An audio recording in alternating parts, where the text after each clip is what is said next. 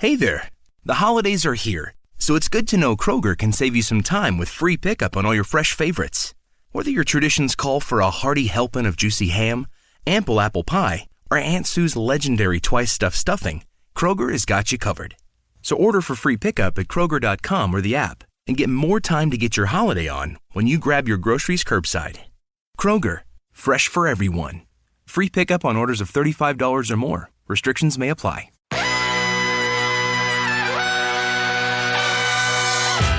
You're listening to Cleveland and Beyond with Andy Billman and Jared Watson, brought to you by Evergreen Podcasts. And we are live on Facebook, YouTube, and Twitter. He's Andy Billman. I'm Jared Watson, and this podcast is brought to you by Waiting for Next Year. Check them out, original Cleveland sports reporting at waitingfornextyear.com. Also, coming soon to Evergreen Podcasts. Your primetime Cleveland Browns are getting ready for the Ravens on Monday Night Football. We're going to break down the revenge game against the dreaded Ratbirds. Also, do the Browns have a realistic shot to win the division? Maybe. Ohio State has their Team Up North game canceled, the game, because of COVID-19, an outbreak in Ann Arbor. But the Buckeyes now are going to get a chance to play for the Big Ten Championship against Northwestern. How do we feel about that? We'll get into it. Also, Kevin Porter Jr. is back for the Cavs. Kyrie Irving drama and rumors about the Indians trading Lindor and Cookie Carrasco. Seriously? Not him. Yep. But first, there's a lot of, we're going to be bummed out talking about the Indians today. I can tell you that already. Yeah. And the Kyrie stuff will at least make me laugh a little bit. But first, according to Jim Rome and probably some other folks too now at this point, America's team, your Cleveland Browns. Cleveland Browns. Exciting time. I mean, it's great when these aren't victories on the field, but when you move over the Dallas Cowboys to put in the Sunday night, it's great. And it's for real. You can also really feel for the first time in our little community, everybody's kind of joining on board. It's been a fun week. To see Myles Garrett be nominated for the Walter Payton Award as the representative for the Browns was cool. To see other positive publicity. I mean, you can tell, Jared, from my perspective, the Browns are being treated much more seriously. And not by the odds makers in Vegas. They are still the underdog, which I like, by the way, in this game. I like that the Browns are the official underdog going in this game because I think that's the proper spunk this team needs. This gives them I like being the underdog. I really do. I like being the underdog in these games right now. Yeah. I don't mind being the underdog. I do find the line a little weird. 2.5. I feel like what they're doing is basing this off of the fact that I believe the Browns have only beaten the Ravens 11 times in the 20 years that they've been back. And the past the first game of the season where they looked like complete garbage. I don't know if that's really the way to build your line and for you to decide on who is going to be the better team, on this given day. I mean, now that we're talking about week 14, this is not the same Cleveland Browns team that played at the beginning of the year. So all that aside, whatever, I'm with you. Go ahead, be the underdog. Go ahead, look down on the Browns, think that they're not going to be able to handle business going into Baltimore. I don't really think that it's going to play out that way, but we'll have to see. There are certain things with this game that do make me nervous. One of them is it's nationally televised, and we don't always, do our best on these nationally televised games. Sure. At the same time, I'm worried a little bit about, is Baker going to be able to produce the same way this week as he did last week? Obviously not the same as in 4 touchdowns in the first half, although he's going up a different type of defense. And we know that they're going to be in tight man coverage against wide receivers who are, we're missing Odell Beckham Jr. So does that change things? And does that play into the Browns' hands, considering that Baker has played, according to Pro Football Focus, his passing rating is at like 91% this through the moon. After Odell not being on the field, whereas when Odell was on the field, it was like 69. So there's a lot that I just don't know yet. And really, it's going to come down to just watching the game and see how it plays out, because I don't think I have that great of a feel on how this is going to play out. I guess maybe in a way I feel differently. I get the feeling the Browns have really come together here this year. They've really had their march to the playoffs. I mean, they truly have. I mean, when you win 4 in a row after a bye week and you're 9-3 and, in the number 1 position in the wild card, you're on a march to victory. You are really putting yourself in position to do big things. Yeah. And I think the Browns have really come. I like this mantra of embrace the suck. I like these things of like, getting ourselves ready for bigger things. And you can tell by the way they talk, they feel that way, taking things in a moment. Now, this game is different. This is a rivalry game against a team you have not played well against and frankly have been slapped around early in the year. Now, they have beaten – it's not the Steelers. They have beaten the Ravens. We can point to last year in Baltimore, the year before that in Cleveland. So they've had some wins against Baltimore recently. But they got slapped around in week 1. But, Jared, you and I alluded to this, and the Steeler game more so, but this game too.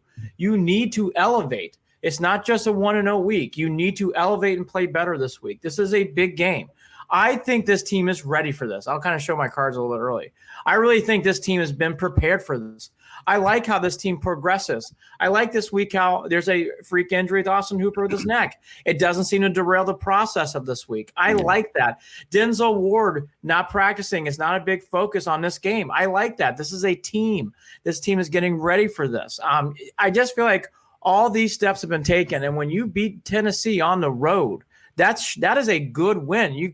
Like people trying to shit on that win, which I haven't seen really, but I've seen a little bit of it. It's like, hey, no one except for Jared and I gave them a chance in that game. No one thought they were going to win in that game. They won that game. And why? They have progressed. This team is getting better each week, and no more can be shown than Baker Mayfield. How he played last week and his numbers prove it. He has steadily progressed, even with a couple slips in Pittsburgh, even with a couple games of bad weather. He keeps playing well, Jared, and the numbers are now showing that. Well, yes, correct. Baker is playing better than I think he's getting credit for. Yes. No doubt. We talk about the eye test. The eye test has kind of gotten in the way, especially because of the weather and things like that. But his numbers have not been bad. No. Jumping over to the defensive side of the ball really quickly, Andy, we have to recognize that has been a huge part of what has kept this Browns team winning over this streak. They have not been allowing touchdowns in the first quarter through their past wins. In the past, what do they win? 4 in a row now? Or is it 5 in a row yet? It's 4 in a row, right? In the Something past, like that. Yeah, in the past 4 wins in a row, they have not allowed a score in the first quarter. They're not allowed a touchdown in the first quarter. And I think they only allowed 2 in the second quarter throughout those 4 games. So you're doing everything you need to do to set the Browns up for success when your defense is doing that, because the Browns are going to play from ahead. And when the Browns play from ahead, what do? They run the fucking ball. Yeah. So yeah, I mean, these are the stats that stand out to me where I go, you know what? This is not the same Browns as the first game of the season. They are now officially, they're like the 6th most efficient offense right now in the league without Odell Beckham Jr. Those games over the time without Odell, they are the 6th most efficient team offensively. So look, can they win? Yes. Do I expect them to win? Yes. But would I be surprised if something weird happens? All I know is that, again, going back to how the Ravens defense plays and how the Browns step up to that's going to be, I think that's more important than our defense with dealing with Lamar Jackson, oddly enough. Everyone is going to shit on the Browns because they think of the past, not here and now. Matt Bruning is a great fan of the show. That's on Facebook. Everybody's going to shit on the Browns because they think of the past. I kind of agree with that comment. That's what I've been hearing a lot this week too. Not what Jared just said, but in other comments. I feel a bit. I think Matt's right. I think that plays a bit into the role of that Vegas line. To be honest with you, you kind of slip into that mold of like, oh, that's what past Browns teams do. And Jared's making fair points. I mean, the Titans defense was exposed, but however, the Browns exposed that because of great game planning and because of exposing it themselves with the pass. Meaning the Browns knew that they were going to focus on the run, so they threw the ball to victory. And by the way, they did. They threw the ball the way to victory. Yeah. The Ravens defense is not unstoppable. It's a good defense, but you can score against the Ravens defense. You can move the ball against the Ravens defense. Are they good? Of course. Do they hit hard? Absolutely. Ravens hit hard. Ravens and Steelers really, really hit hard. But the Browns have multiple ways of winning. Right. They don't get thrown off if the ball's extra cold and extra hard. They really don't drop the ball. In fact, in past weeks, even in bad weather games, you have not seen multiple drops outside of a Landry drop here and maybe like a random thing here. Really, those days have been done. Peoples-Jones had a random drop. Yeah. But I've been watching these games lately. Like Pittsburgh has a drop problem right now. The Steelers drop a lot of balls. A lot. And I mean, you look at the Browns, they really don't go through that. I just see a general team that keeps progressing, Jared. I just see a nice, steady progression. I still don't think they put a complete game yet together. And I'll go back to Mayfield. Mayfield shows a lot to me about what this team is. We all said it at different times, outside of like a Bills game last year, the Bengals game on the road this year, a couple games in 18. Really, we wanted to see that Baker. We saw it last week. He got the NFL Player of the Week. Why? Because he championed this team to victory. He was outstanding. And we know what Chubb and Hunt is, and their numbers keep providing to prove that. I just think this team, Jared, is very good. I think the Browns are a very good team. And I think it's not tourism. Talking about Chubb and Hunt, that's going to be an important aspect of this game, too, because in that first game of the year, they only rushed for like 23 times total together, both of them. I think it was 23, something like that. And I think Chubb had 60 yards and Hunt had like 70 some yards. And that was, that's on the low end for this Browns team for those guys rushing the ball. Now the Browns did the same thing last week, rushing yards wise. I expect more rushing though. I expect a bigger, more emphasis placed on the run game this Monday night than happened at the beginning of the year. They're going to have to, I think. I don't know. Yeah. I don't know how. Are these guys going to be able to get open? That's what we're going to think so. I actually do. The Browns are a very good team. Okay. I think the Browns are a very good team. I'm sold on this team a lot. No, I don't know where. Look, I know I'm being a little more sounding a little more concerned than I normally would. It seems to be the national narrative. I'm not cautiously optimistic is where I'm at because they do feel they are a legit 9-3 team. They are really good. They absolutely are. And they know how to hold on to games. They're not blowing. They are holding on to these games. They win these games. They keep winning. Keep winning. Like the Browns aren't sexy. The Browns don't always they get out to big leads and it's like everything else. Like, hey, we're going to land this plane. It's going to be a little fucking turbulence, but we're going to land this plane. Well, yeah. And that's very different from how the Ravens played. If you look at the point differentials, the Ravens blow the Browns out of the water in point differentials. Sure. Who cares? Who cares? I know, right? You win that stat. Congratulations. This goes back to this goes back to me saying that this team reminds me of the way that they find wins. It reminds me of Tressel in the early 2000s with the Buckeyes. They just won. Did they blow teams out? Not all the time. No. Not all the time. I just think the Browns are progressing to being a team and this is a good game to start the march to the playoffs. Yeah. Browns are going to the playoffs. So let's start the march. You need to win games like this to keep proving yourself again. Like, hey, you just handled a big win in Tennessee. You're now ready to gear up against a team that you are not favored by in Vegas to win that game at home. And it's not mathematically, but you're physically, in most terms, knocking out the Ravens, moving yourself ahead, going into the New York games. And Jared, this is a good opportunity. And I like how this schedule's broken out. I like how there's steady growth. This is a good tester for the Browns. Next week's going to be even a bigger tester to me, in my opinion, because the Giants are going to be up for that game. It's a big game now. It's not just a big game for Browns. It's a big game for the Giants because that Sunday night game puts a lot more edge. The Giants are going for things. They're playing well too. But I like that, Jared. I like how everything is progressing through the stages of the season. Yeah. And I mean that. It's like in a playoff game, you're going to have certain moments like this. Dobbins runs the ball well. Lamar Jackson runs the ball well. The Browns have had a hard time slowing down the run.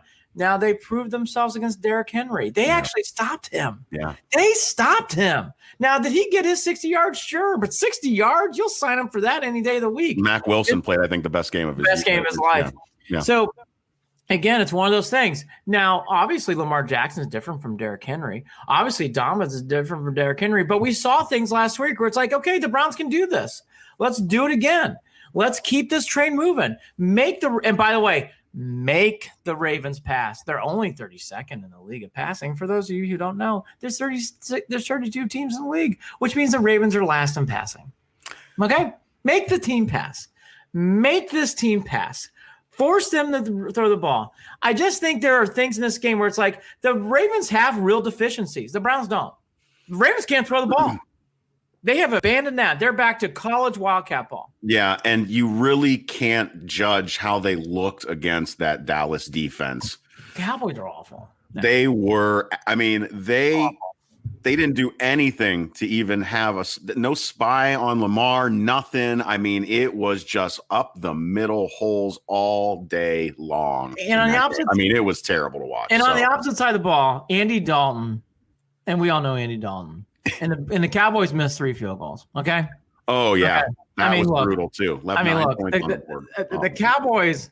You want to talk about a gift wrapped win? Yeah, I'm always gift wrapped that game. It was okay, painful to watch. I mean that's why it's like people like bragging about that win. I'm like, the Cowboys actually moved the ball.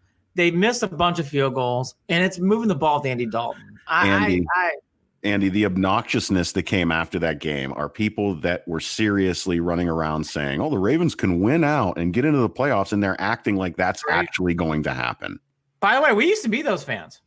If we just went out and all these things drop down the drop-down menu, we're in the playoffs. Now, look, the Ravens have been proven.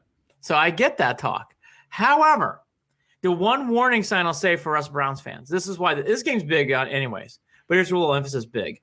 I will say in fairness, the Ravens' next games are Jaguars. I know it's someone else crappy. And then it's the Bengals in the year.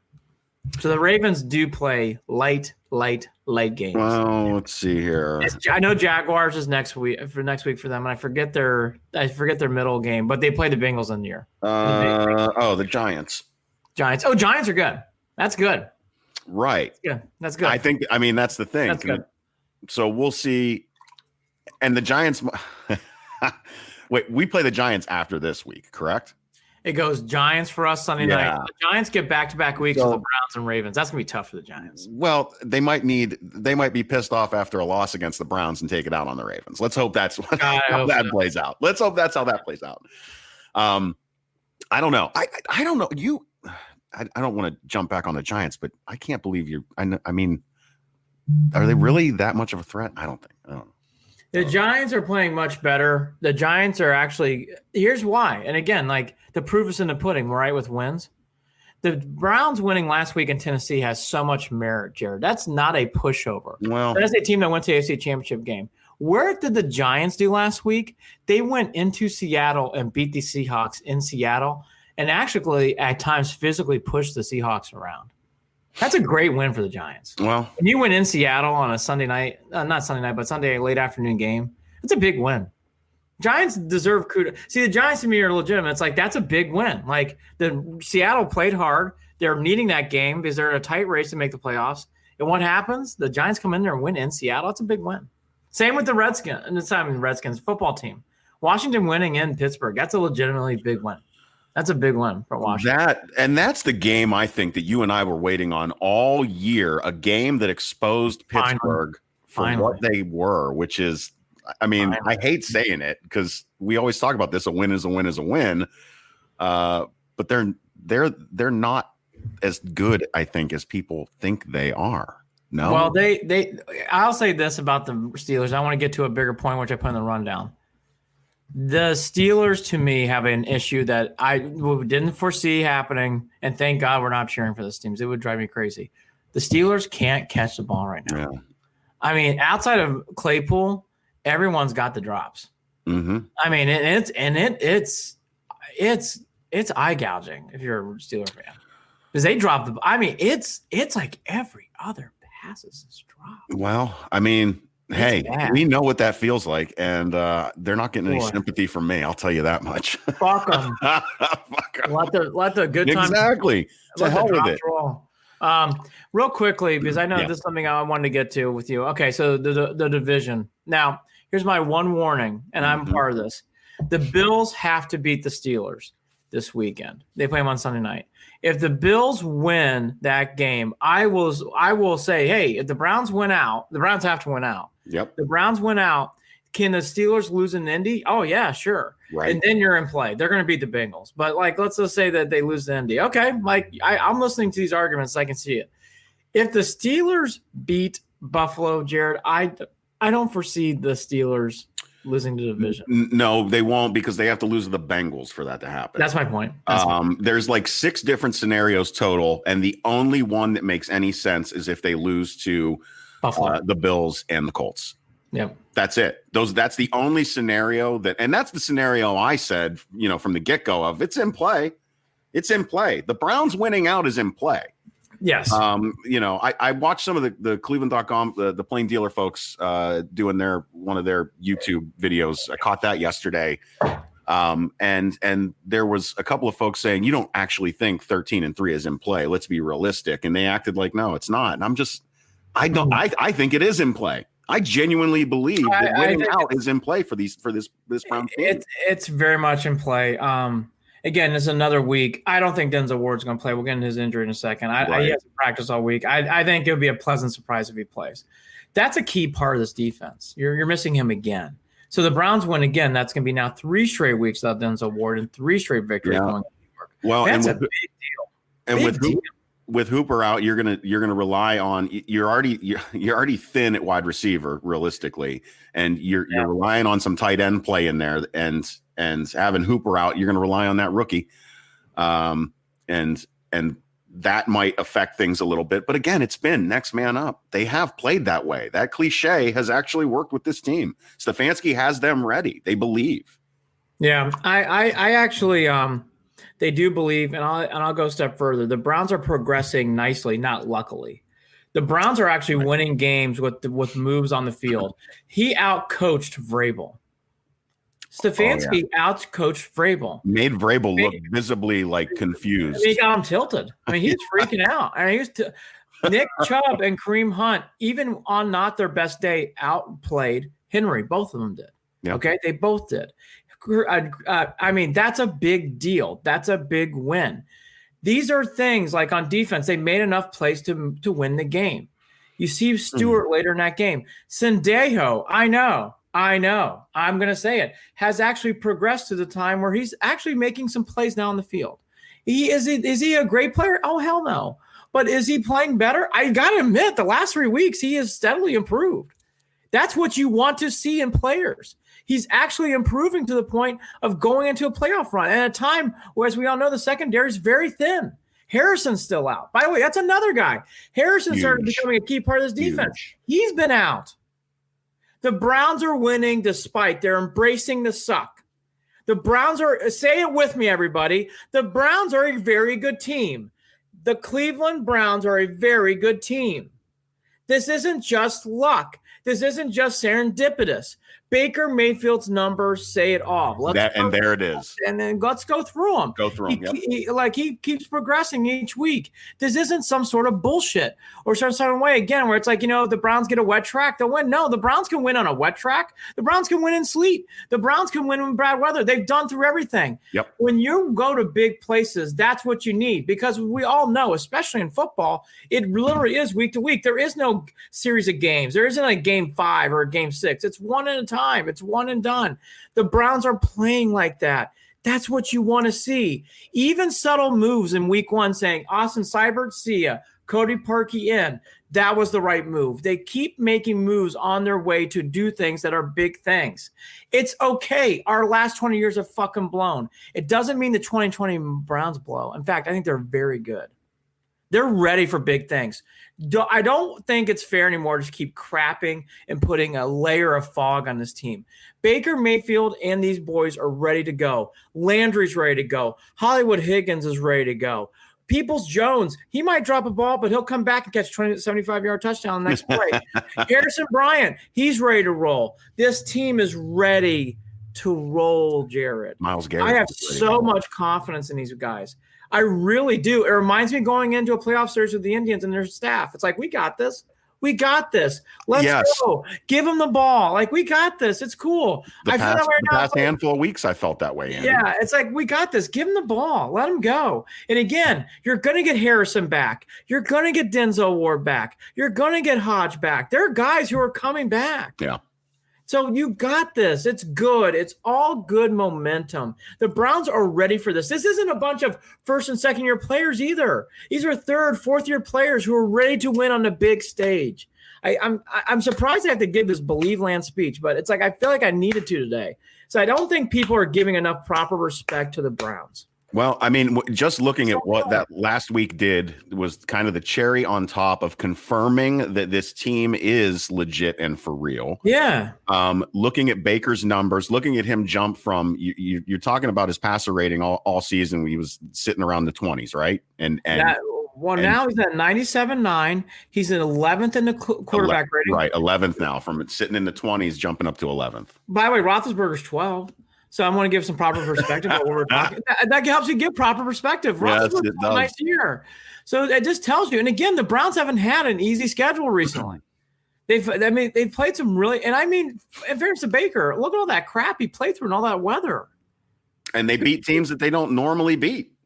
And on the road, too. On the road. Not the same Browns, folks. This is not the same Browns. I just think everybody's got to get over this. And, even in behind the scenes, Andrew Berry, he's done a wonderful job. He's built this staff. I'm going to be fair. We all like Dorsey's energy. Andrew Berry is a proper GM for this team. He's understated, but you feel his moves on the field. And that's a great GM. Yeah. DePodesta, I gave him crap as much as anybody. I want to be fair to the guy. He's done a wonderful job. This is his plan. Yeah, we bitched about it. We bitched about the fact that he wasn't in Cleveland. And by the way, I was wrong about that. He's done a wonderful job. Cool. I love eating my words. Don't bother me at all. No, and by the way, the pandemic kind of helped him out with that. And by the way, you got to play into situations. You got to. And the Browns do that better than anybody. This is the best Browns team, Jared, I've ever seen play into situations. I can't tell you how many times growing up when you would see like a Denzel Ward injury fold like a lawn chair. Nick Chubb getting injured in a Cowboy game, fold like a lawn chair. OBJ getting hurt on the first series against the Bengals, fold like a lawn chair. Not these Browns. Nope. Not these Browns. Nope. This is a very, very good team. Very, very solid. On top of everything else for Baker Mayfield, as expected, he was the FedEx Air NFL Player of the Week. That was expected. Also, talking about Myles Garrett briefly, he came off of being exhausted by the fourth quarter because he's still kind of recovering with his endurance regarding COVID. Still got a sack in the game, and while being held, which I emphasize over and over again, and face mask too. Yeah, and he's the team's Walter Payton Man of the Year person that they selected. So. Yeah. Well deserved on that front as well. This is a guy who only a year ago got himself a really bad reputation for a really awful incident, but everyone who knew Myles well enough knew that he would find a way to pull himself out of all that, and clearly he has.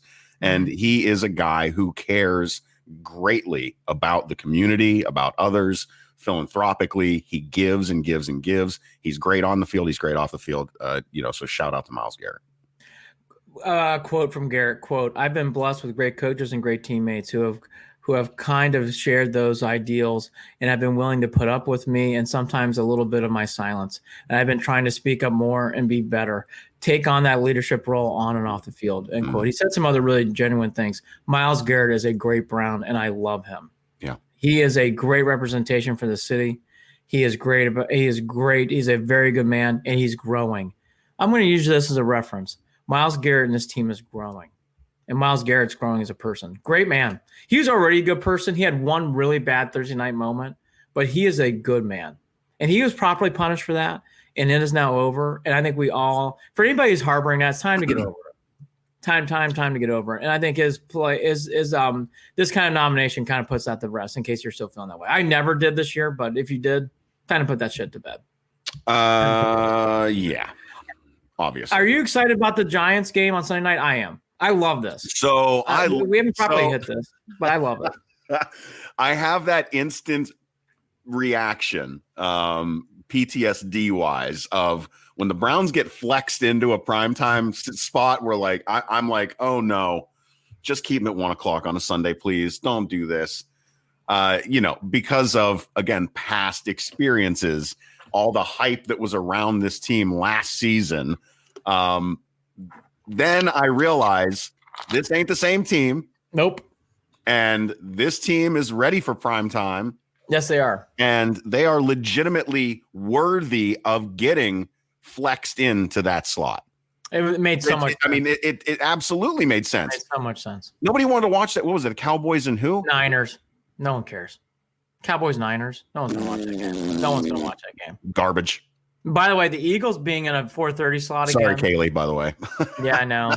We love Waterhouse. We love Waterhouse. Waterhouse is the best. I want to give a quick shout out to her if she's listening today in Newport, Rhode Island. She is Kaylee Waterhouse, Holly Wetzel. We are two lucky guys who have two wonderful women who help us and run this podcast. Holly and Kaylee are wonderful, wonderful people.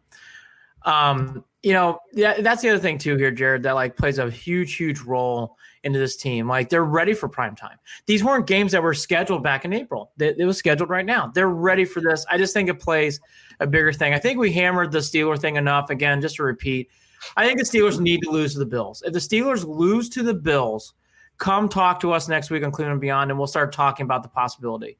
If the Steelers win, it's a simple math. They've won too many games. The tiebreakers don't really break the Browns' way. They're going to be Cincinnati, and it's just not going to fall the right way. So really that game is key. They're going to need that game to lose if they get a shot, because if they lose that game, lose to the Indy, now you're in play. That's because you have a better record, but you have to keep winning out. That's a big thing. Okay, on the injury front, we mentioned it. Ward did not practice again on Friday. Hodge did not practice on Friday. I'll throw it to you real quick. I think both are probably a no-go. I'm not expecting them to play. I don't see why. No, I don't even know why they would put Ward out there if he hasn't practiced all week like this. I don't think it's smart. No point. Nope. No. In fact, I'd be cautious about playing him until he's ready, and that means the Jets week if that's meaningful. You do not need to play Denzel Ward until he's ready. There's a much bigger stake here in this season. You need to make sure he's ready for the bigger spots in life. I mean that. The Browns need to really make sure he's ready to go. You cannot rush this guy back in. I would love to have him in for the Ravens game. I would love to have him in for the Giants game. But if he's not ready, he's not ready. You got to make – this is a team. This team is ready for these things. The Browns can win both of those games without Denzel Ward in the lineup. They can't. That's my point. Keep moving. Keep projecting. We talked about this. There was some weird stuff. I finally found this story, Jared, late this morning. Tedrick Thompson is on pace to play. That's a new safety we got for Kansas City. Oh, okay. So he is on pace to play. I was trying to dig out and see what really happened there. He had to sit out because of COVID-19 restrictions. He had passed through those tests. He is now through the system. Again, according to Cleveland.com, is on pace to play. So it sounds like Tedrick Thompson is a go on Sunday. So you will be seeing him out there. He's the new signee that they got off waivers off the streets there from Kansas City. And then again, the last one, which is not good news, Austin Hooper sat out with a possible neck injury. He did not practice. He practiced on Thursday, suffered the practice on Thursday, did not practice Friday. This seems to be by the way, this has been a recent not good theme for the Browns. This happened to Hodge too earlier last week. So this is back-to-back weeks now where a guy's been practicing and got hurt in practice. So you hope he's okay. We'll find out more over the weekend, but it sounds like it's very 50-50. I would call him questionable if I had to guess. I think Austin Hooper's questionable at best going into this week. And if you missed it, Taywan Taylor is on IR. I'm nothing against the young man, but I really didn't think much of him. I think it's a developmental player. But again, I've seen what the Browns did with Hodge, so maybe that's where the Taylor path is. But Jared, knowing where things are coming up down the road, I think Taylor, hopefully he's okay, but we weren't expecting big things from Taylor. So going on. No. And none of this is earth shattering. The Hooper one hurts a little bit. And it hurts a little bit. Yeah. The Browns are always better on defense when when Denzel Ward's out there. Right. So, of course. I mean, but again, they just got to step up, period. The defense is going to have to step up against this Ravens offense. And like we said, can they survive? Yes, because the Ravens passing is they're ranked 32nd. So look, this is the most polarizing team on offense. They're first in rushing. They're 32nd in passing. I mean, it doesn't get more polarizing, and it makes sense. Lamar Jackson with his legs is wonderful. J.K. Dobbins, Mr. Buckeye over here's boy, he's a very good running back. Yep. If you have Mark Ingram as your second or even third back, that says a lot about your running game. They have a very good running game. Linebacker position for the Browns is going to be important this Monday night. Huge game. They are right up there. They're going to have to worry about it up the middle. I'm not so worried about the edge, but we'll see. Goodson's been playing much better recently. He's had a good run. I don't think it's I actually want to say this. I don't think it's a coinkydink that Phillips got back into the lineup. And even though I don't see his numbers, that linebacker core kind of settled down. Mac Wilson's been playing much better. Wilson, Goodson, and Phillips have been playing much better. Much, much better. And again, I want to say this. He had some awful games early in the year. Sendejo the last 3 weeks has played better. He's played better. You know what I was thinking about at the beginning of the show, too? Wouldn't it be nice if Sendejo got his first interception in this Monday night game? Wouldn't that be He's been great? close. He's been close. All right, I'm rooting for him now. I am. I'm officially rooting for Sendejo now. I complained at him giving up 14, him costing the Browns 14 points a game. He could easily do that. He can do that, but he's progressed. You can see it. The last 3 games, Philly game, Jaguars, Tennessee Titans. You could feel, again, not great. He's not playing wonderful, but he's not playing as crappy. He's playing okay, and you'll take it. I'm being serious. It's like I don't want to say like he's playing great. No, I'm not saying that. But he's playing okay, and my gosh, is that a step up? Really is. Okay, revenge factor from the Harbaugh. What he thinks of the Browns. I said it after the opener. That was a good football team, and a lot of you media fans in Baltimore rolled my eyes, as I recalled. So it's pretty easy to see where they are going and what they are building here. Yes, they are a good football team, and Cody's very complimentary of the Browns. I will tee it up first. I know what Vegas thinks. I think this is an old Browns mantra where everybody is feeling like, oh, the Browns are still the Browns and the Ravens beat a crappy Cowboy team. I think the Browns win by 10. I think it's going to be a tough game at times, but I think later in this game, the Ravens are going to get the exact reverse of what they have against them. Chubb and Hunt late, running out the clock. You'll see a late score touchdown. The Ravens won't do anything late, 30-20. I really think the Browns will do enough in this game to put points ahead. I think they'll always be steadily ahead.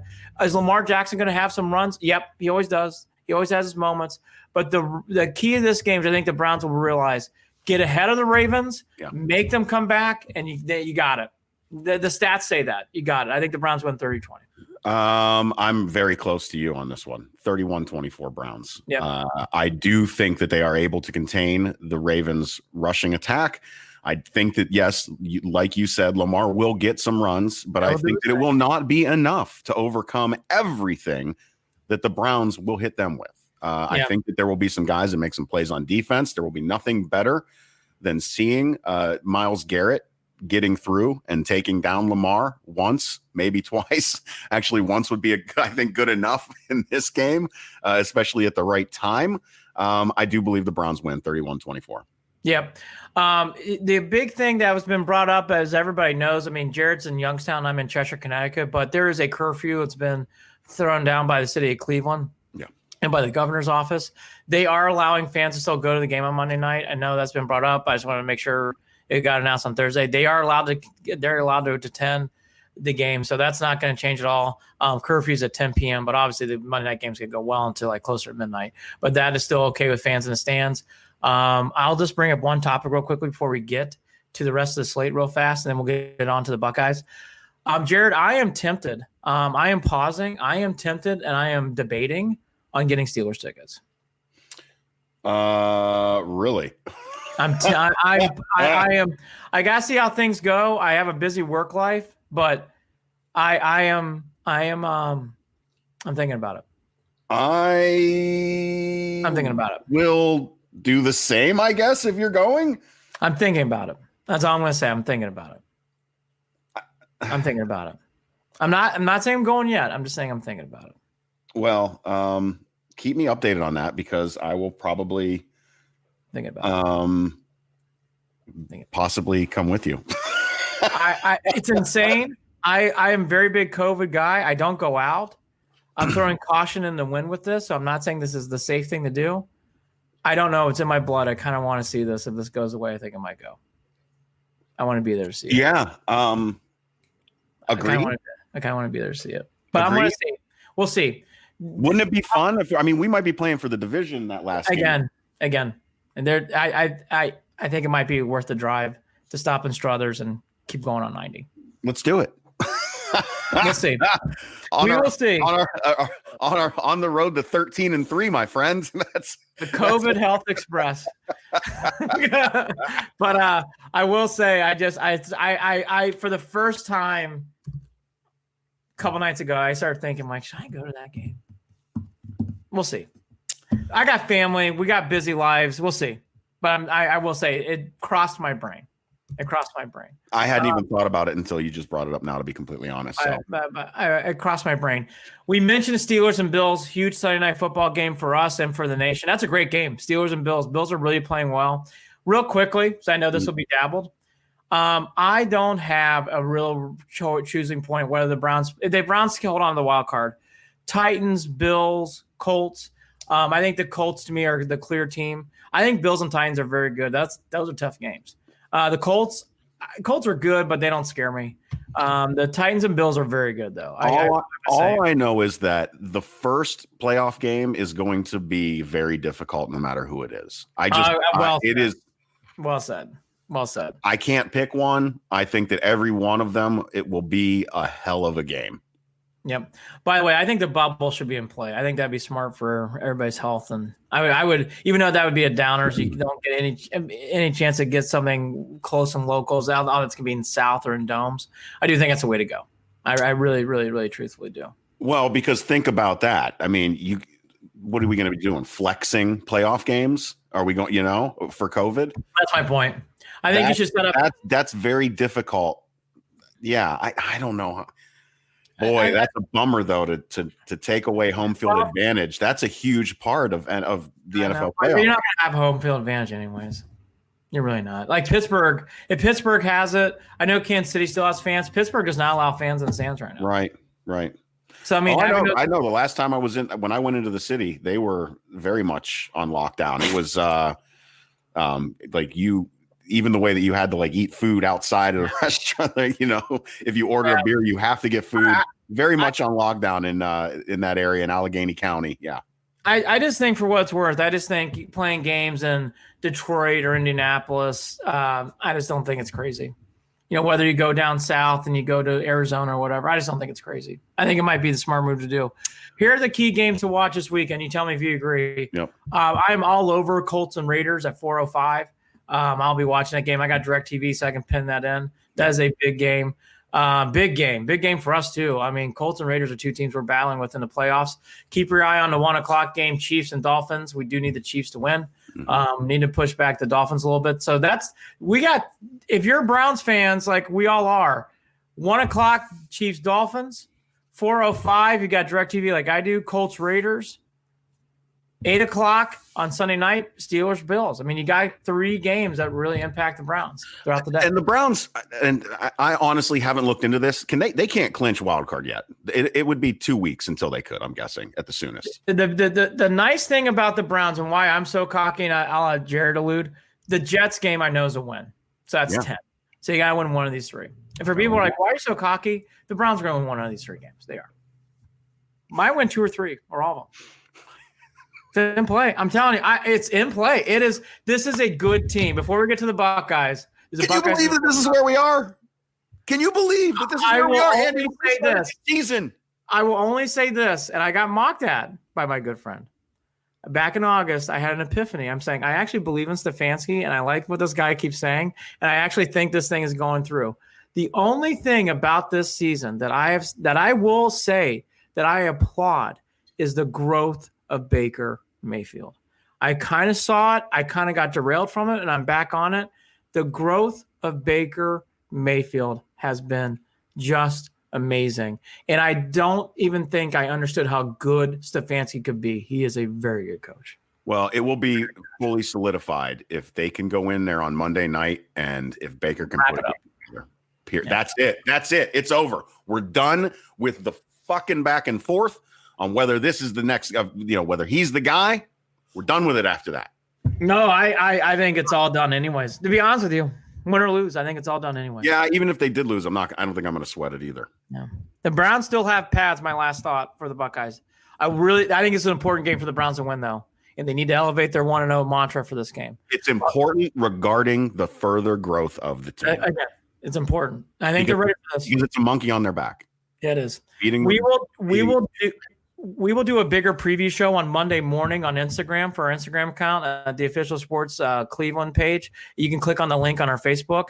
Monday morning, Monday night. Just a preview. We'll say it again at the end of the show. Official Cleveland Sports is if people are watching it on Facebook Live now. All right, let's go to the Buckeyes.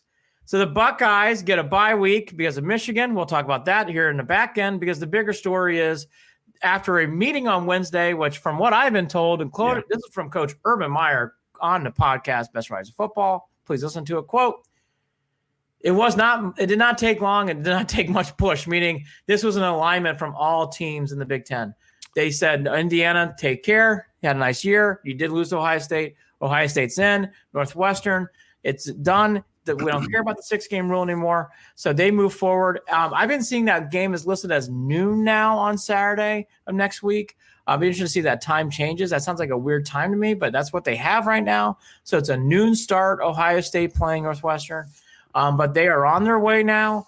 It has been a lot of back and forth, and I want to hear Jared's thoughts as he's the Buckeye fan, not me. But real quickly, the one thing I noticed, a lot of pushback from non-Big Ten, non-Buckeye, non-Indiana people thinking Indiana got jobbed.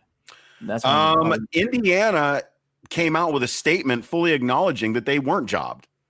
Yes, I saw that. Indiana respectfully said, we're disappointed, but we get it. We lost to Ohio State. We had our shot. Now, had this schedule looked differently and you had an undefeated Indiana not get a chance to play Ohio State this season, then there's absolutely room for a gripe there. Absolutely. Right. But horseshoes and not that horseshoes and hand grenades doesn't apply in this one. But you get my point. They were there. It's not even a question. They beat, they acknowledged, their AD acknowledged they had their chance. They're disappointed. And let's be real here too. Even if Ohio State lost to the team up north this week, Ohio State still would have been in the championship game because they beat the tiebreaker because they beat Indiana this year.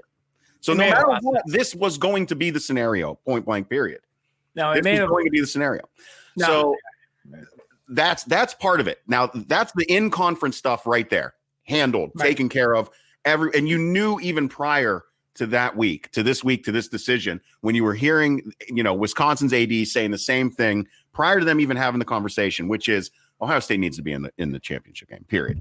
That's the conference. Now, if you want to talk further into the college football playoffs, that's where I think that a lot of those other voices are going to start throwing their weight behind not having Ohio State out there because they only played 5 games, because they only played 6, although they are still, if they're Big Ten champs, I don't know how you ignore that no matter what. If they're undefeated in Big Ten champs, do you still sit there and say, well, Texas A&M and like, do we still in one loss? Do we really do that? Because are those teams legitimately better than Ohio State? Again. Are those teams legitimately better than Ohio State? I don't think that they are. And it comes down to this for me, Andy. You want to see the best teams play each other. And Ohio State is one of the best teams, period. I have a different argument for all this, but I will agree with most of what Jared Watson said. The Big Ten championship game made too much sense. That was the right thing to do. It was the right thing to do. I want to add one caveat quickly. And I might agree with you on that too, because I know where you're going with. I think I know where you're going with this next statement. Okay. I don't think it's cool that people are picking on Michigan because of COVID-19. Oh, I forgot about that, and I didn't even take that. No, go ahead. No, I just want to say I think Michigan truthfully does have COVID-19. You got to believe teams like this. Get off Michigan. I know if you want to hate Michigan for on the field and Harbaugh, I get that. COVID-19 is serious. We all know that. It's a very serious thing. It's a pandemic. Michigan's got COVID-19. They didn't cancel the games they didn't want to play. They canceled the game because they got COVID-19. All right. I just think I got to echo that with you, brother. I have not liked that attitude one bit. I haven't liked they didn't want to play us. They're making T-shirts about it. I'm not a big fan of this stuff. I think it comes off very bad. No, it does. It's like it's not a. Listen, let's put it this way. I think I'm a connoisseur of good humor. I think I understand what makes for good humor, and this ain't it. Yeah, this ain't it. If you want to talk about like how you don't like khaki pants and hey, the Michigan, see whatever you want to talk about, like how they have a 1 in 15 tries out of 16. I'm listening. I'm down to all that. Sure. But for a team that's got a COVID outbreak in their campus, I would. No, it's disappointing. It's sad. It's frustrating. It's something that I would empathize with. I don't like joking about that. Now, I thought you were going to talk about something else. I thought you were going to talk about how bad the Big Ten looks right now. Now that's because of how all this played out. I was going to get to that. The Big Ten fucked up big time by laying down this law of, oh, we've got to have 6 games or you don't get in. Well, now you're eating your words and you look stupid because you did it in the first place. I had to deal with people coming on my personal page and saying to me, well, I guess we have to lower the standard. And my answer to that is, first of all, Big Ten, thanks, because these are the comments I get now from people that are upset about it. But then the other comment I come back with is also this. The standard isn't lowered. The standard changed. It's not lowered. It's not lowered. Playing one less game is not lowering the standard. Because, again, even if they lost this week, they would still be playing in the championship game. So it's not a lower standard. It's just a different standard. But the Big Ten, as an organization, really botched this big time. Kevin Warren's got a big job next fall because there's been some damage done that needs to really be repaired. And he whether he likes it or not, the SEC looks fantastic. The ACC looks fantastic. The Big 12, even though they don't have any teams in the playoff, look fantastic. Well, and the Big 10 look like shit at the beginning of this and at the end of this. It's a shit sandwich. They bookended it with shit. Now, they're not forgotten like the Pac-12, but they're not far off. The Pac-12 is forgotten. And for everybody who wants to know, UCLA and USC are playing today. That's a big game, and doubt anybody even knows it. 8 o'clock ABC. But all that to be said, I mean, seriously, it's funny. It's like USC, UCLA playing, and it's not even back page. You're right. Pac-12 is a much bigger story. That is a conference that needs some real fixing. Yeah. But Kevin Warren's had a very rough stretch here. And this is another example of he has got to really work on. I actually would tell him this. I wouldn't really focus anymore about 2020, but I would get really prepared for 2021 because there's a lot of things that need to be repaired here. Right. And this conference has taken some dings. Now, I think some of it's a rubber ball. It'll bounce back. Everything will be okay. I do think there's some things here, Jared, that don't come off well. And for people who don't like to hear this mantra, and I'm sure it drives people crazy at times, SEC, ACC with Clemson and the Irish and all that stuff. You know what? Those trumpets are going to be played a lot louder. And you got to you're going to have to take it because they came off a lot better in this pandemic than you did. And it bothers me to say that. I love the Big Ten, but they have not looked good. This has not been a clean fall. And I know it's a pandemic, and I know it's very new, and health and safety is everything. So all those are big check marks and wins. But from the PR standpoint of college football, the Big Ten doesn't look good. Yeah, you said it all. I got nothing else to add now. It does not look good. Right. Now, real quickly, now to another one, then I'm ready to move on. A lot of Cavs news. I am tired of this narrative too, and it happens in the SEC with Bama. It happens in the ACC probably right now with Clemson. It used to be Florida State. Ohio State is the Big Ten. The Big Ten's no. I got you so pissed off. Now, who said Colin Cowherd? Colin Cowherd said it. And he trolled the Steelers really well last week, and he trolled college football fans really well with that statement last week too. So go ahead.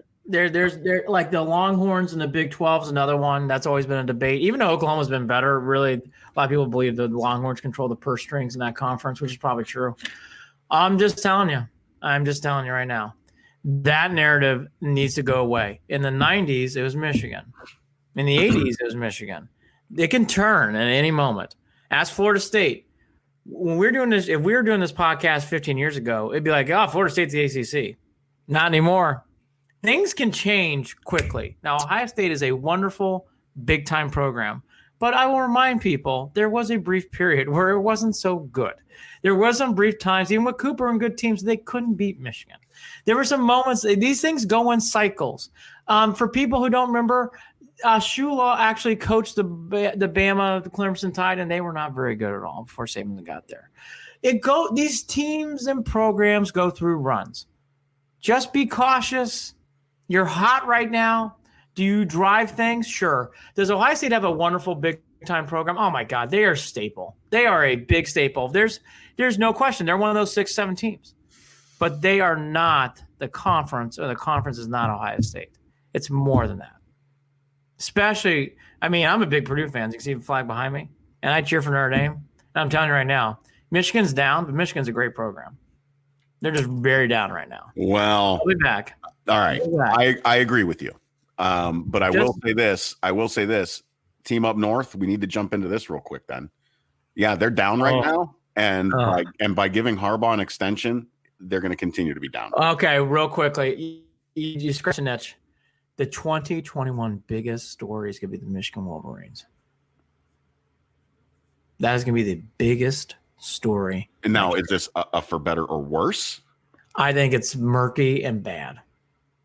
And this is my point. This is my point. I don't understand that move. I don't understand why you keep him around. I do not get it. What do you think he is going to make work next year or the year after that he hasn't been able to make work in the past however many years he's been there? All right, I'm going to sell Jared Watson on this real quick because I got one ray of hope for any Wolverine fan listening. Brian Kelly at one point actually had a dip in the Irish program, and he got it back up. You can have a Harbaugh bounce back. This year does not count. Unless you're like these top 5 or 6 teams, this year doesn't count. Jeff Brom's not had a good year. I don't think Jeff Brom's a big coach, but he needs to do better next year. Purdue struggle, but it's a year where it just hasn't worked out. Okay, fine. But like unless you're like Indiana's had a great year, but there's only so many of these teams that have had these moments where it's like you can really pinpoint it. Next year, though, in 2021, I don't care about a contract extension because I know sports way too well. If he goes 6-6, 5-7, it is not good enough. Contract extension or not, they will bring out the wallets to find the right coach. During a pandemic, with everything else, I'm okay with them bringing back and giving them some confidence by doing that. I'm actually okay with it. Michigan has the wallets to do it. And I've heard that the way that they renegotiated the money, that he's going to get less. And I guess that supposedly some people are reading into it being easier to get rid of him. So it won't hurt them longer term with the way that they renegotiated this stuff. So maybe they are setting up to give him the final shot, and then whatever excuse they need, they can cut him loose right after next season. We'll see. I don't know. They're getting to the point where they're almost a rudderless ship. They're getting to that point. And next year is going to be very difficult for that team. I tell my friends here that are fans of that team, it sucks. The Big Ten is better when that team is good. Period. Big years for Happy Valley. Big years for Ann Arbor. Big years for Lincoln, Nebraska. Yeah. These are programs that have historical big ties, and they need them to be up. I agree with Jared Watson. Yeah. All 3, Nebraska 2. Oh, Nebraska, and can we just say one last thing? Are we done with listening to anything Dabo Swinney says ever? Are we done with him? Are we done?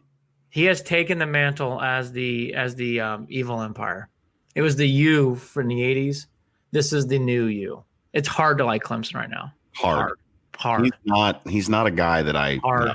And you know what's funny is he started out in a sense where folks really did like the guy. And then the more he talked, the less people liked him.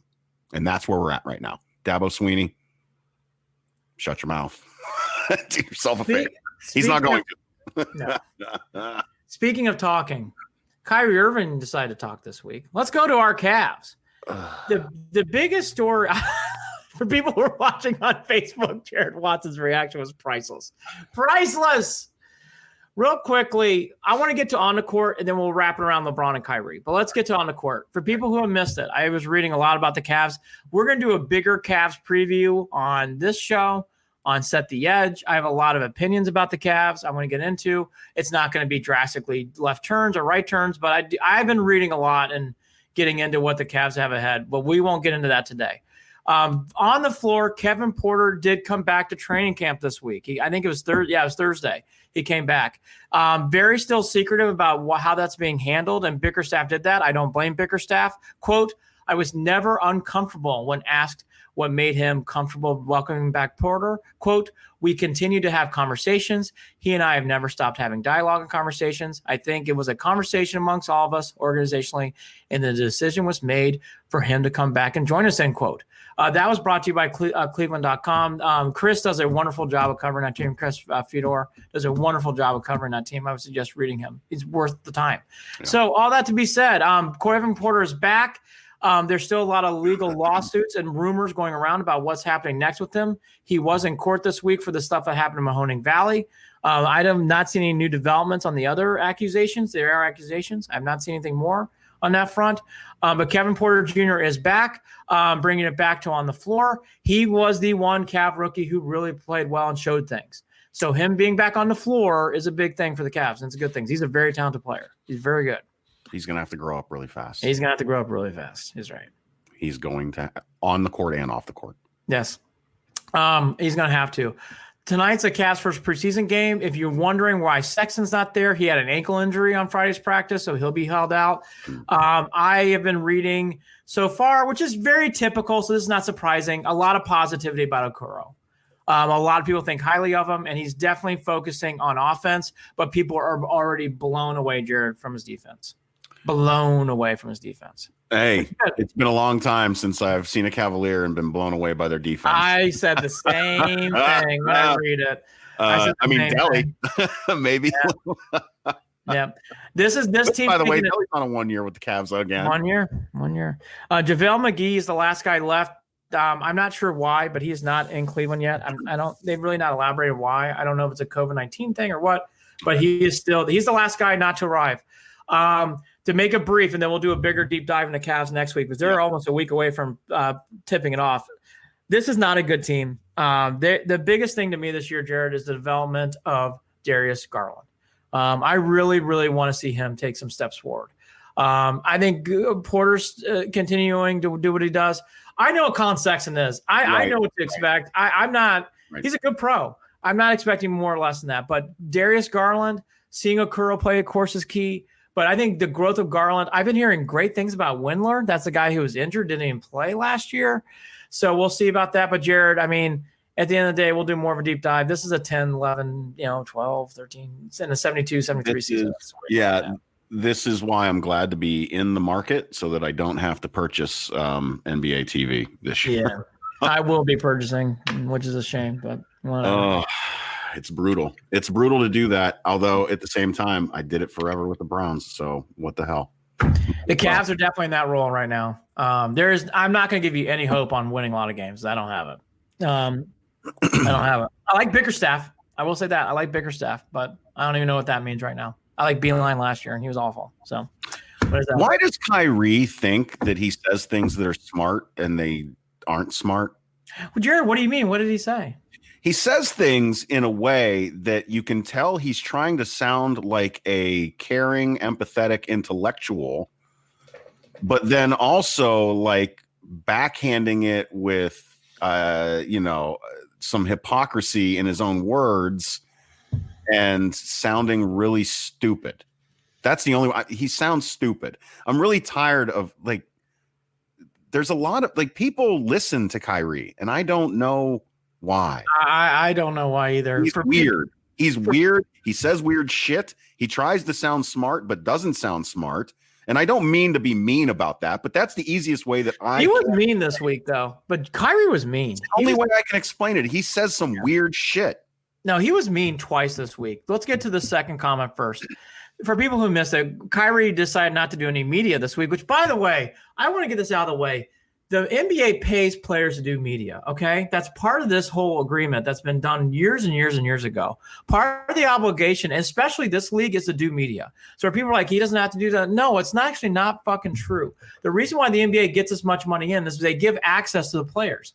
That's a part of this. Right. That's the reason why he got fined. So don't act and shrug your shoulders like it's not a big deal. It actually is. The reason why these players get paid so much money and get paid to do this is they allow media access, and the NBA is the best at it. And Kyrie knows that. He's got to get over it. This is not just a power play. It's the reason why they get paid so well. So I don't want to hear about it. He doesn't have to do it. That's not true.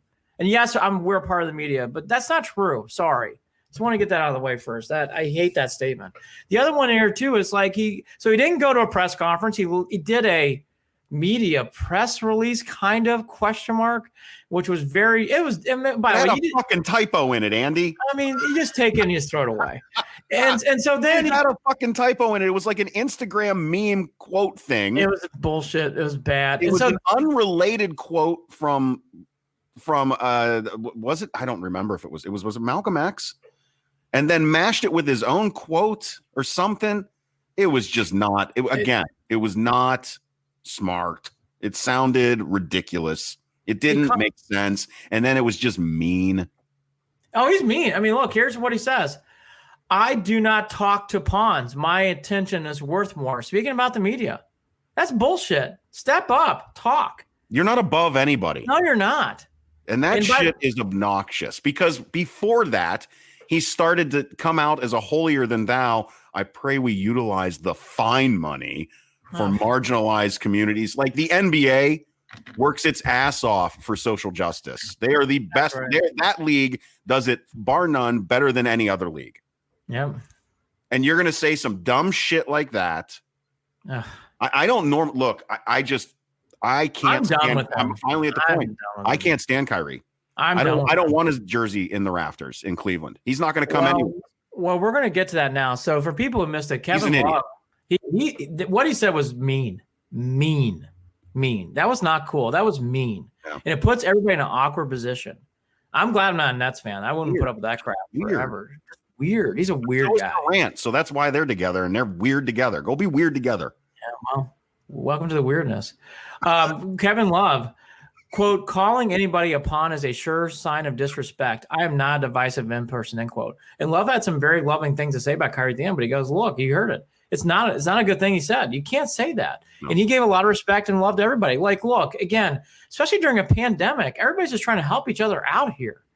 Again, I can go on and on about this, but, time is everything, and I'm not going to do that. But I just want to say quickly to this next comment. What he said about LeBron, too, is bullshit. Not a clutch player. Let's review some of these things.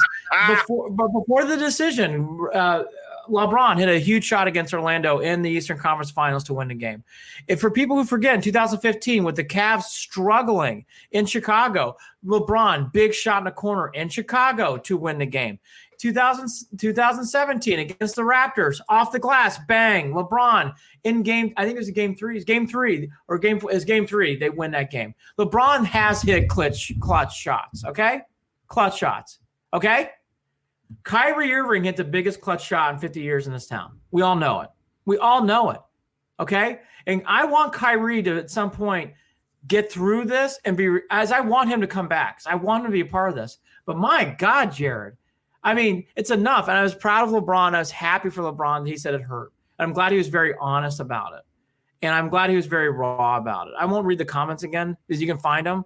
But I give LeBron a lot of credit. He was very raw and honest about how he felt about the Kyrie stuff. I'm glad. Happy. Let's just call this what it is.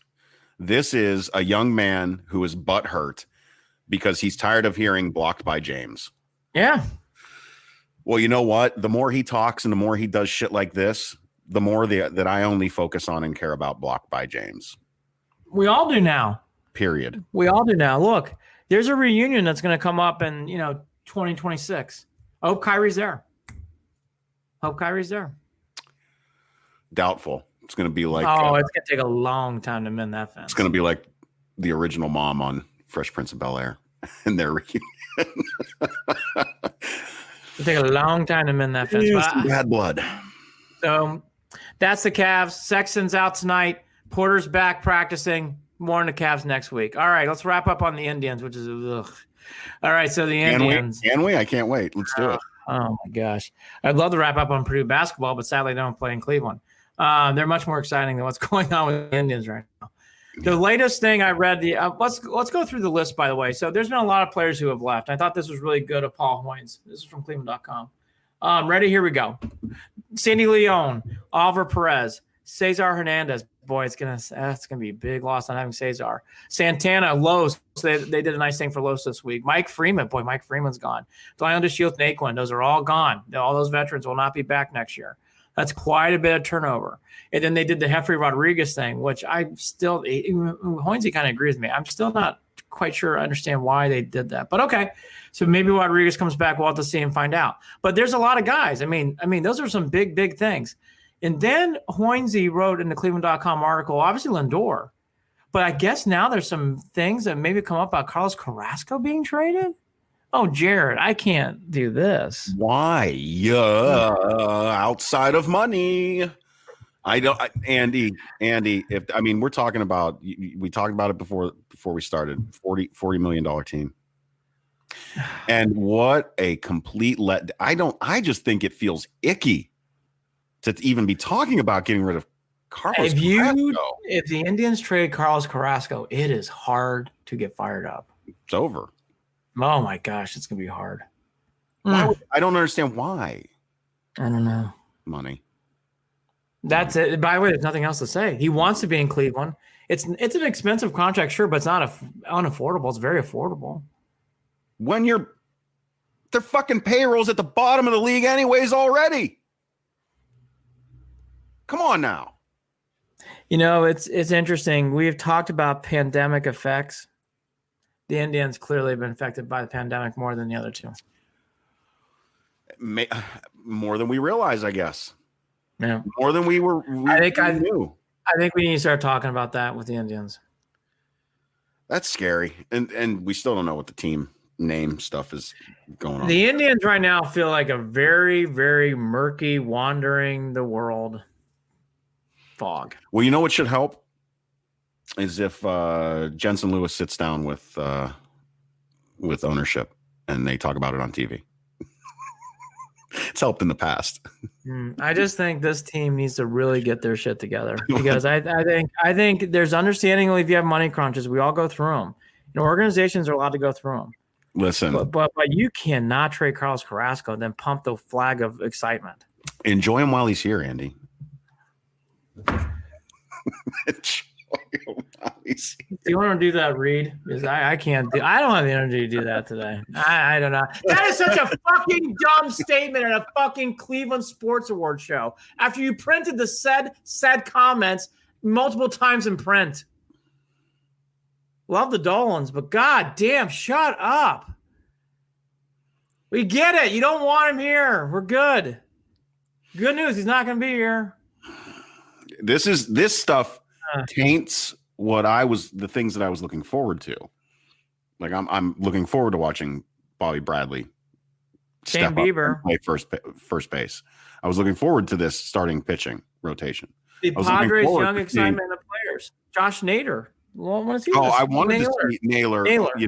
His and how he continues him and Franmil together. I think there's a lot to like about the players on the field at the moment, and this just is. I've even accepted the Lindor stuff. Yeah, that's a given. I've accepted it. I'm able to get behind the players that they are going to put on the field. I know that it will be a struggle. I know it will not look as good as we will hope. I know it will take time. But if you're getting rid of Carrasco, do you even fucking care? Do you care about the team? About the fans? Hard to get fired up. That is an affordable veteran pitcher contract who wants to be in Cleveland. Hard. You don't get rid of gets us people. He's a good face for his organization. He's a good person. Hard. On so many levels. The man gives back. The man has gone through his own illness. Gone through hell. He's our guy. I don't want him to go. Oh, Jared, I can't even talk about this. That's going to make me so upset if he leaves. So. Yeah. Well, Dolans, if you're listening, don't do it. Please do a bake sale. Anything. I know. I mean, God. I mean, do a Kickstarter. GoFundMe. Whatever it takes. We cannot lose him. All right. I'm done. Ugh. The Browns are good. The Browns are really good. Let's end on that. Yeah, we are brought to you by Waiting for Next Year. Check them out, original Cleveland sports reporting at waitingfornextyear.com. Make sure that you follow us on Twitter at CLE and Beyond, at CLE and Beyond. Also, shoot us an email if you like, Andy and Jared at gmail.com, JARID. And after this Browns game, before, we are going to go on live on Instagram at Official Cleveland Sports is where it's happening. Make sure you follow on Instagram at Official Cleveland Sports. Andy, anything else here? Oh, and we will be hopefully at some point officially announcing with Evergreen Podcasts. It's been a very long soft launch, and we are eventually going to get to that point. So Evergreen Podcasts, check them out. Anything left for you, Andy? 9 a.m. on Monday morning. It'll be like a 10 or 15-minute briefer because we're basically going to regurgitate some of the stuff we said with probably the final updates from Denzel and from the rest of the gang of possible injured. Right. And again, that's going to be on Instagram. USC, UCLA today, tonight. These games are just a blah slate unless you get fired up for Georgia, Missouri. You got Florida and LSU tonight. It's weird not having Michigan, Ohio State today. It's just weird. It's been a weird year. But it is very – I just want to – and by the way, I'm a huge Purdue fan. And we're not having Purdue and Indiana. For how much it grinds me to say this, Indiana's have a good team. So not to have that game is weird. The Browns, though, are not. The Browns are very exciting. The Browns are really great. And the Browns are very good. Say it with me. The Browns are very good. The Browns are very good. And we're on our way to big things. The Browns are 9-3. The Browns will hopefully be 10-3. The Browns will hopefully be one win away from clinching their first playoff berth in a very long time. Very, very long time. Good stuff. And double-digit wins? Double-digit wins in a season? Oh, that's a given. That's happening. Oh. Can you get to the 1-1, 1-2, 1-3? We'll find out. I think they can. 13-3. Division champs. Cleveland Browns. Let's start off on Monday night. Join us on official Cleveland Sports Handle. It'll be fun. Beat fucking Ratbirds. Please, we owe them. Oh, by the way, this got brought up on KNR, so I'll do it real quickly. Modell will not be fucking happy if the Browns are winning like this. Period. End of sentence. Good. Talk again soon. Go Browns. Go Browns. Don't get rid of Cookie Carrasco. Please don't. All right, I'm going to go cry and pet my dog. Talk later. Getting my Okuro jersey. Oh, do it. I'm getting my Stendeo jersey. Talk again soon. Bye. Cleveland and Beyond with Andy and Jared is a part of Evergreen Podcast. You can follow them on Facebook at facebook.com/Cleveland and Beyond, on Twitter at CLE and Beyond, or shoot them an email at andyandjared@gmail.com. And don't forget to visit the website, clevelandandbeyond.net.